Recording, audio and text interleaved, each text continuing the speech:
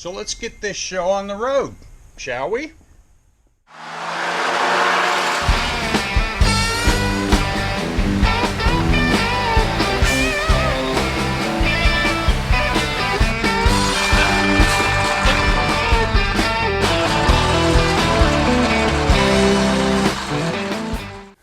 Welcome back to the channel. It's Dane Scott from Dane Scott's Truckers Lounge.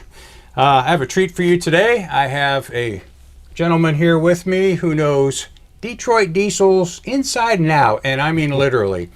And he's got the experience and the documentation and the experiences to prove it. So this is Mr. Billy Parker, and welcome to the Truckers Lounge. And we're drinking Truckers Lounge coffee. Right. Very impressive. Very nice place. Very nice. Thank you. Coffee's good too. Yes, it better be, because it'll get you.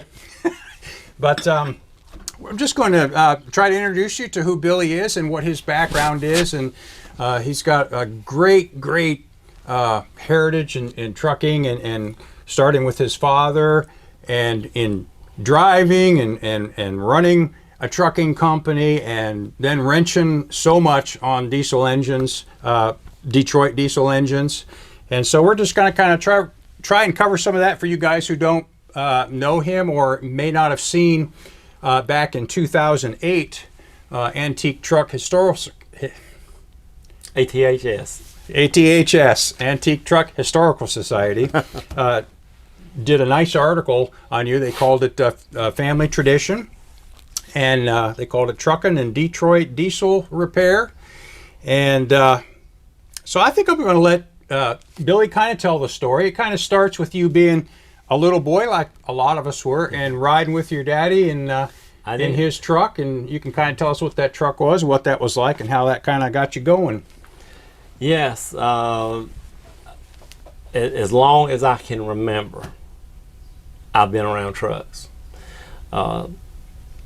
There's a picture here somewhere. I think I was about 2 years old, and you can see a couple of the old trucks in the background. So there's never been a time in my life that there wasn't some kind of a truck around somewhere. And I can remember riding in a 630 GMC with my dad, and it had the little square glass in the back, two of them in the back, and I'd be riding back there, and I would like to look back at the trailer as you would turn. It was fascinating to me to see that trailer move like that. Was that a round front trailer back then? It was. Oh, yes, it was.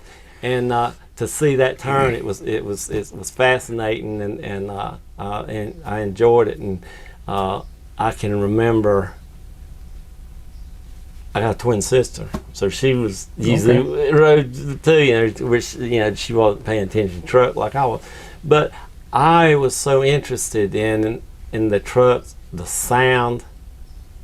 Even then, not knowing what a two-cycle Detroit was, just something about, I'm thinking by then I was probably he kept that truck 4 or 5 years. I might have been 3 or so, but then 3 or 4, but. Listening to that engine, and I think I told you he had HV7s, and he put the HV9s in it. So, I didn't know anything about how a truck should pull or run, but I do remember hearing him change the gears, how smooth he'd change the gears. Right. And I'll never forget. There's 2 or 3 things that my dad taught me in driving. Now, let me say this too, and I've told a few people this. I think I have been in a very unique situation. There are plenty of drivers, millions maybe, I don't know, thousands of truck drivers, ex-truck drivers even, I'll say. Right. Still living. Drove millions of miles. But, you drive back then, especially if you learn a little bit about a truck. Nowadays, the only tool you need in your toolbox is that cell phone. That's it. Yeah. But what the point I'm trying to make is, by helping him on on 2-cycle Detroits. I was 11 and a half years old. That's when he built we call it the new shop then, a cinder block building as tall as yours here, so you could get the new cracker boxes in and tilt the cab. Did you hear that, folks? Cracker boxes. That's it. And there were still several of his customers that still had 860 cannonballs too. And the old shop, he could get the 630 in and the old Model 22 white and things. But the newer ones, those were new then. He couldn't get in, so he built that new shop. So I was 11 and a half years old. So I know for a fact that I started, and it started out, as you might imagine, from the basics. Scraping gaskets. Oh, what part is this? Yeah. You know, and I learned, oh, it goes to this. Okay, here's another part. Oh, I see, it fits like this. Yeah. You know? And so I learned literally the mechanics of the engine. Yeah. And how it worked.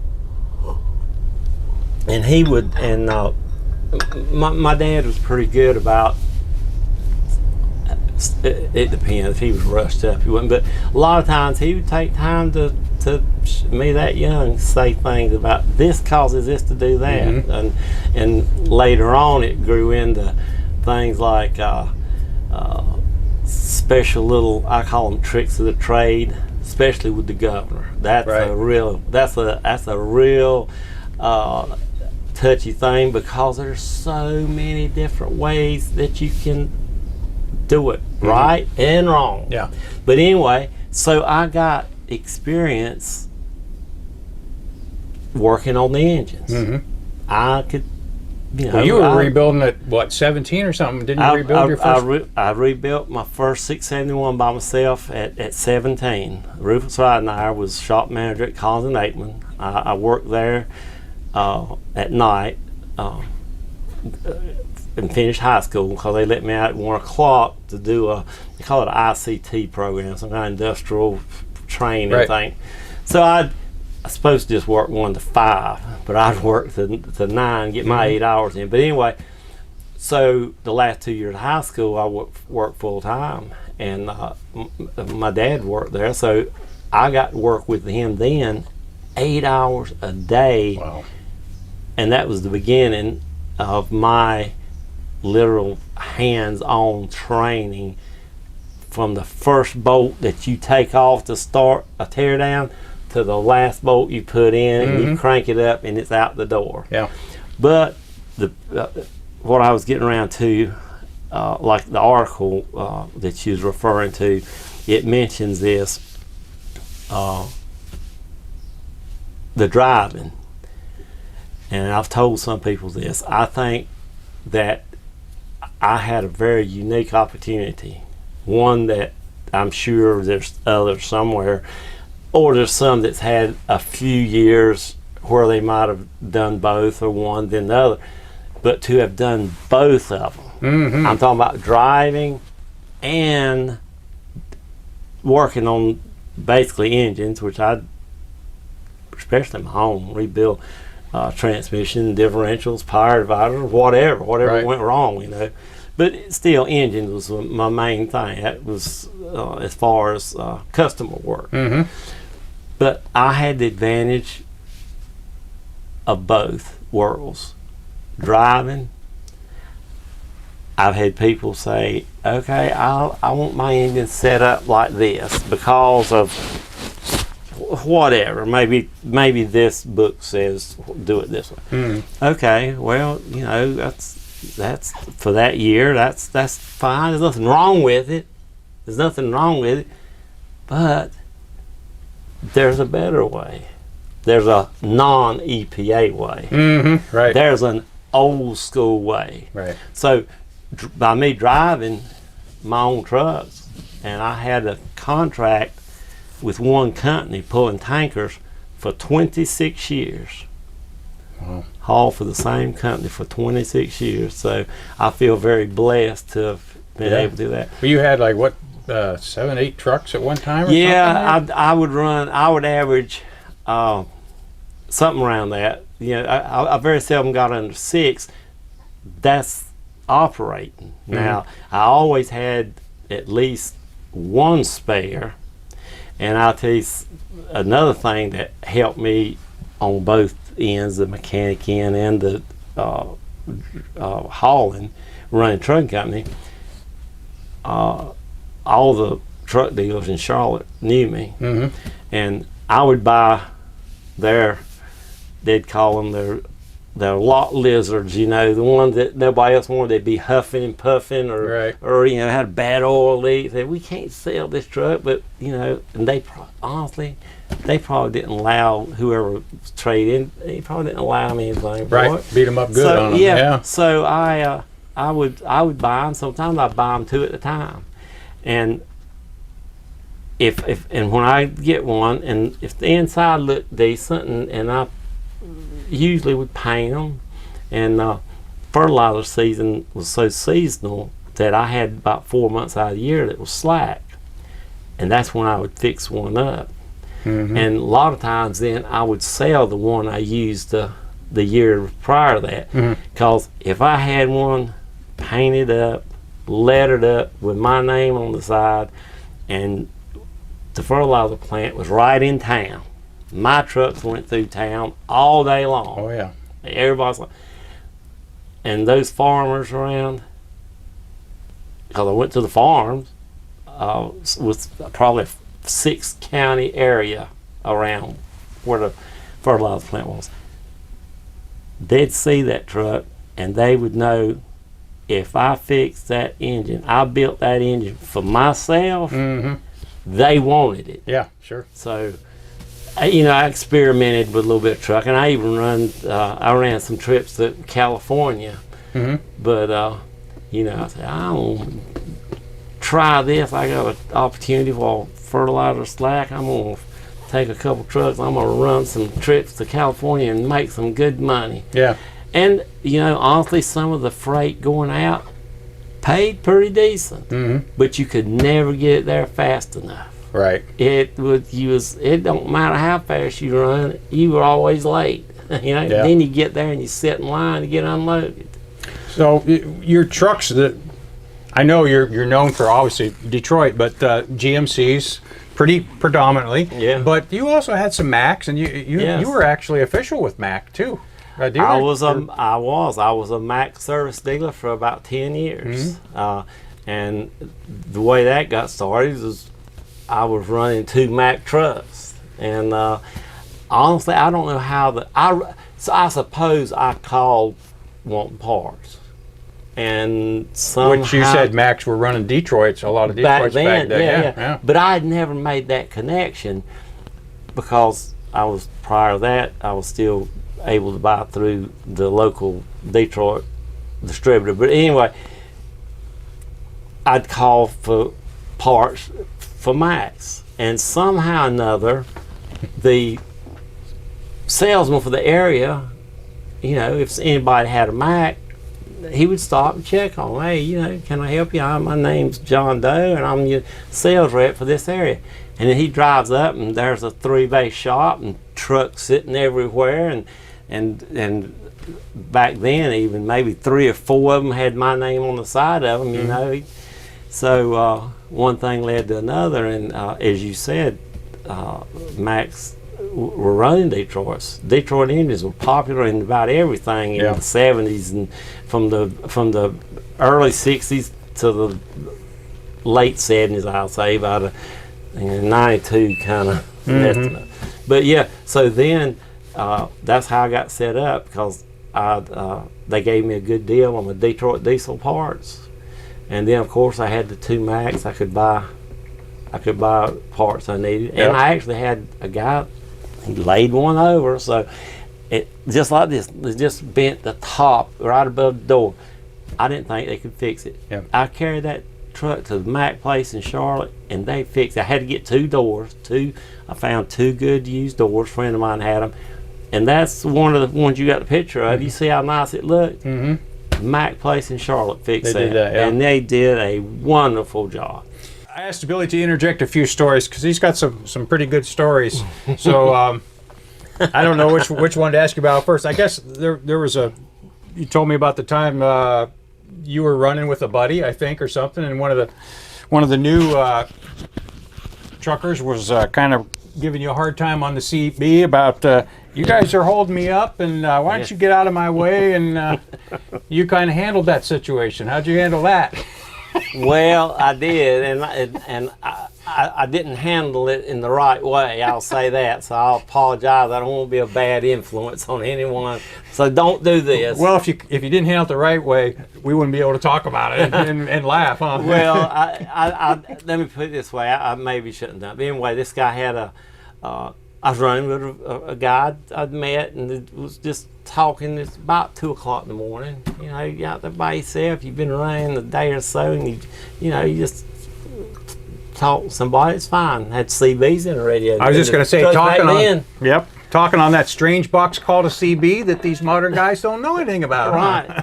So we was running along, coming out of Birmingham up 65, and I don't know, we was probably doing 75 miles an hour. We're making decent time. No real big hurry. I was loaded. I don't know, probably about 75, 78,000. Wasn't maxed out. And saw these headlights are coming. And this guy breaks in and he says, I don't know, maybe we had been talking about the older trucks. Maybe he knew we were older drivers, because it's, even though that's been 12 years ago, I'm still an older driver. Old, yeah. But anyway, said something about, I just bought this brand new truck and I get out here and you old guys just holding me up, won't stay out of my way. And so we run along there a little bit, and I saw his headlights. He was getting closer, because like I said, we weren't doing about 72, 75. He's getting closer. So I told my buddy, I said, "Here, let me just ease around you just a little bit, because I want to make sure I don't hold this guy up." Yeah. So I'd rebuilt that engine. It was a 1850 RPM Series 60. They made a 1850 version, and then of course the 2300. Mm-hmm. And the 1800, of course, had the higher gear ratio rear ends, because they knew you weren't turning that many RPMs on so the ratio was high. When you added the RPMs, that got spit up. In fact, the truck, it was a Kenworth. It had a digital dash, and the guy actually put a manual 120 mile an hour speed on there, because the digital didn't go but to 80. Yeah. So we was running along there, and I just mashed on it. I told the guy. He said, "I just bought this new truck. You know, it was a Cat in the Pete. What it was, twin turbo Cat. I don't even know what horsepower. It must have been pretty good size anyway." So I mashed old Series 60, and I told him, I said, "Well, this is the truck's, 15 years. I said it's an older truck here. This truck's about 15 years old." So I said, "I rebuilt the engine about 6 months ago." I said, "But come on." I said, "I'm going to try to stay out of your way." And I touched that Series 60 up, and of course made it a 2350 engine. So I had the gears. I had the RPMs for the gears, and I got to going up this other hill over there, and I looked at the speedometer, and I was doing pretty good. Mm-hmm. Looked back, and I said, "Hey, I thought you wanted to run." I said, "I thought I was in your way." I said, he said, "Well, anybody can run downhill." I said, "Well, that might be so. I see you going down the hill." Yeah. But I said, "I'm headed up the other side, and my speedometer's laying on 105. Yeah. I said, "So I don't think I'm holding you up." And of course, everybody else on CB was listening to it. Yeah. But yeah, he was he thought that old Detroit was going to hold that Caterpillar up. Yep. What do they call them? Super truckers, I guess. Yeah. I don't know, but he didn't hear much after that. You know, I kept telling him, I said, "It looks to me like your headlights are getting dimmer." So you've got a boy too that kind of picked up the tradition, and he kind of branched out in a little different direction. He did. BJ, and there's some pictures. I thought maybe I had some pictures of him. Mm-hmm. He started helping me. Don't don't know, about 6 years old maybe. I had some stools about like the ones you have over here. Yeah. And I would put service manuals, thick service manuals on it so he could sit high enough to grind valves. And that was the first thing I taught him, was how to grind the valves, resurface the valves, and to do it correctly. And then from there, teach him to rebuild the heads. And for several years, that was kind of an era where I did a lot of 60 work.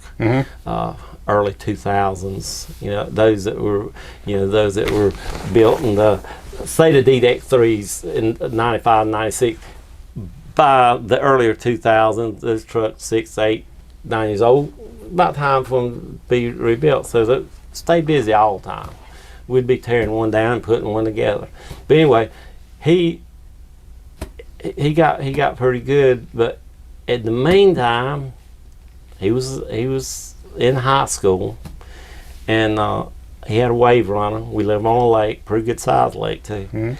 And he would work on his wave runner and jet ski and different things he had.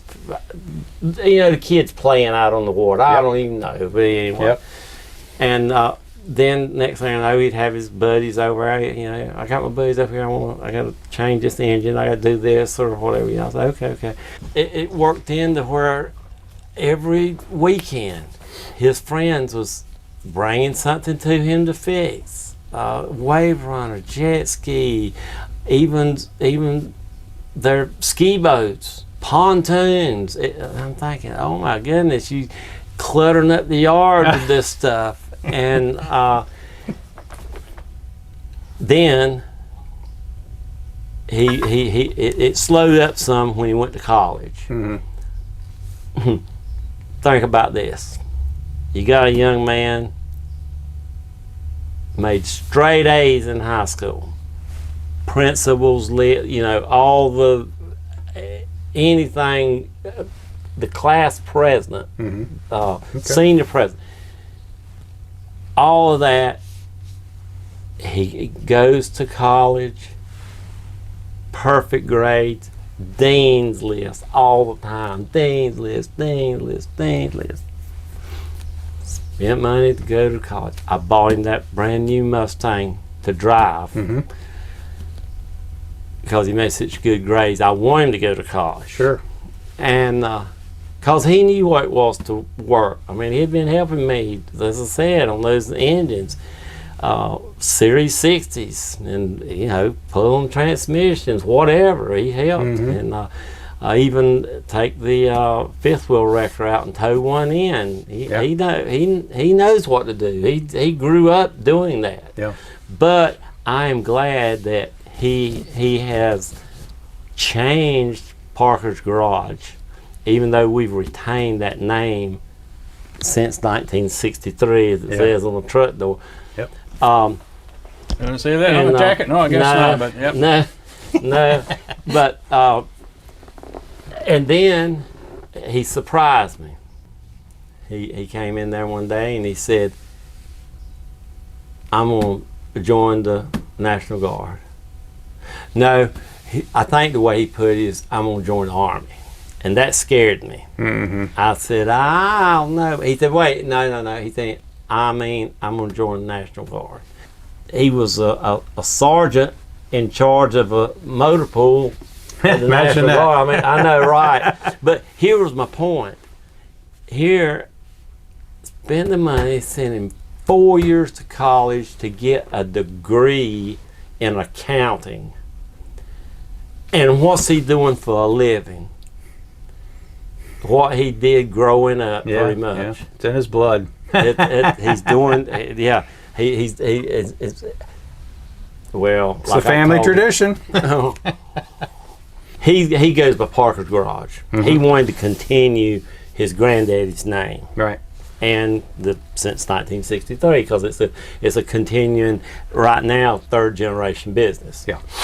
So he's got that, and most of the time I just use Parker Power.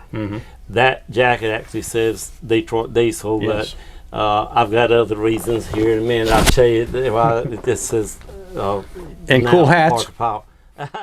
So we're gonna make that the Marine Center, and there's 2 side bays, and so he'll be at road, and I'll get my shop back, which it's kind of hid in the woods behind the house, which I like, and I got my yard over behind there.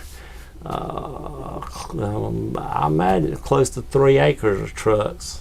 Wow. Yeah, it's amazing the trucks that this man has, and he keeps coming up in the parts and things. And actually, you might wonder why or how we met. We met because of this channel. I would assume, Billy, you watched one of the videos and contacted me, or we private messaged and called or something, and we talked quite a bit. And as you will find out, or you may have already found out, depending on where I put it in the episode or when I release the episode, he delivered to me my next bucket, as they called it in what was the movie, White Line Fever. That's what they called it. Is that your bucket or whatever? But the Peterbilt's gone, and I am now a all GMC Truckers Lounge. So Billy delivered to me a killer GMC. That was my dream to own, and you'll see it, or you may have seen it. Just like I said, I'm not sure where the episodes fall, but I will share it with you. And of course, I've got to do my deeds to it, and personalize it and all that. But anyways, that's kind of how we met, and I'm so appreciative to Billy and you were. I think it started with the emblems. That's right. Yes. You were asking, or you had said something about the emblems, and I told you that I was getting the 9500 reproduced. Yes. And that I had a way of supplying the V6, the V8 for the front. The V8 emblem for the cracker box, that I turned into a V6 by putting some black through the 8. But so that's how it started, and then after that, different things, the wind foil and different parts that she's needing, and a lot of that stuff's over there. I'm not gonna do anything with it, and if I can help some people out, I don't mind. I like the people that helps themselves, and when I look at your shop and I see the detail of the work, I can tell that you're a man that cares. I don't want to sell a truck to a guy even at a discount price, and then a year later it's sitting out behind his house, and the engine's swinging on from an oak tree on an old come along or something. I mean, I want to see these trucks restored, and so that's what I'm doing. I have moved my business, even though it says Parker Power, mainly into just buying, selling, and trading older GMC trucks. And I had some older models. I had some Cannonballs and some different series 50s, but I've sold most of those. I don't know. They're okay. I reckon because I grew up mainly with the cracker box. Yeah. Because Collins and Aikman. In fact, I own the first cracker box. It was a 1963 that Collins and Aikman ever bought. I own that truck. Yeah. I've still got it. It's not restored or anything, but it's there. So that's more my age range. But then too, the 9500s, it came out in 67, but then along in the early 70s, when I was really getting started, they were popular. Did a lot of work on 9500 GMCs. Yeah. So I like them. I love a 9500. Yeah. So now the cracker box and the Brigadier 9500, kind of the same thing, but and the Astro. Yeah. I've got several Astros that that could be restored and make pretty nice trucks over there. In fact, I got an M reveal I got Emerville. Somebody needs that Emerville. Yeah. And I've got a long hood. They call them a long hood Emerville. It's a 400, what I call 400 series international. Got a long hood. But the cab's just like an Emerville cab. Yeah. I've got one of those. Those are and cool. I know, I can't believe that somebody somewhere wouldn't love to have that long Oh, I think hood they do. They international. will. I mean, I have guys asking me on the channel all the time, when are we going to see some Emeryvilles? Like, when somebody tells me where one's at, I can go, Well, I know video. I know where there's one at. You want to drive 600 miles? 600 miles. But If I can drive your Astro 600 miles, yeah. I mean, he drove it up here. It's amazing. But if you guys are looking for something in that 9500s, Astro, Cracker Box mode, you may want to give this guy a call. So, Billy, with all your knowledge about the obviously the Detroit engines and everything, and the way trucking was and the way trucking is today, to me, I mean, it's kind of boring to me, the old school connection. But really, I mean, where do you see the trucking industry going?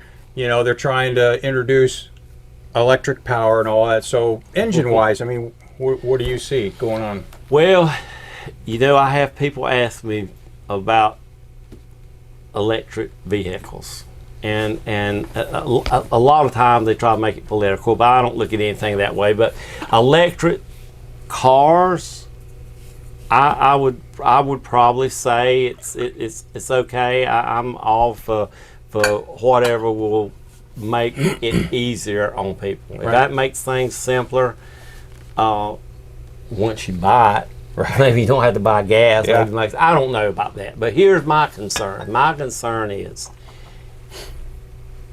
heavy duty application. What about those trucks that's grossing 80,000 pounds? What about the tugboats? What about any power units? Yeah, generator. The boats. Well, I'm talking. Yeah, right. Any larger engine or anything that needs a lot of power, torque. It needs torque. If you think about it, electric motor is the torque is consistent. That's the good thing. The bad thing is when you start using that torque from a dead standstill on a truck. What happens to the electric motor when you load it all the time? It burns it up. Yeah. Anyway, like you said, worked on the 2-cycle Detroits, and they do have their problems. There's like every engine. There's no engine that does not have a weak spot. There's no perfect engine. They've all got something that's the weak area, and you got to remember that Detroit diesel. They say, okay, most people say, okay, it was introduced in 1938, so it was designed, whatever, 32, 34. But that's not true. That engine design dates back to the late 1800s because the 2-cycle was actually the same concept. Airbox, the blower, everything was used in the locomotive industry. Right. From steam, it went to the diesel, run the generators. And now, I don't know if you've seen this new deal with the opposed piston engine. It's supposed to be a new thing, but personally, I don't think it will work. I just recently, in the last few weeks, I've been working on an engine. I received a patent on an engine. It's a 2-cycle. If I would, I wish I had had this and had the knowledge to have introduced it to Detroit Diesel before they came out, say, with the 92 or even the 60 series, because when you eliminate the airbox, that eliminates a lot of problems. But let me tell you the key to it, and that is the phenomenon of vacuum during the power stroke or the expansion stroke. Who would have thought a 2-cycle engine that does not need an external air supply? Detroit Diesel tried after it cranked, all it's got to do is fire and the turbo works. Right. But then they disengaged the blower. They tried all types of things, but nothing seemed to work and be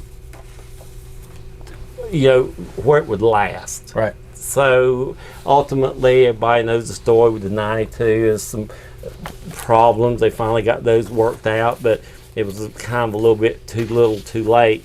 But anyway, my whole idea was to build an engine to do away with the air box and to eliminate a lot of the problems that they had with the Detroit engine. Right. And another thing, my engine will accommodate engine brakes, which, they can make an electric stopping device that does just as good. But, Detroit Diesel made a comment one time when they went from a series, from a 92 series to Series 60, even mechanics, they gave them a hard time. Said a Detroit Diesel not supposed to be a 4-stroke engine, that's a 2-cycle engine. What in the world? That's not a Detroit. Just gave them a hard time.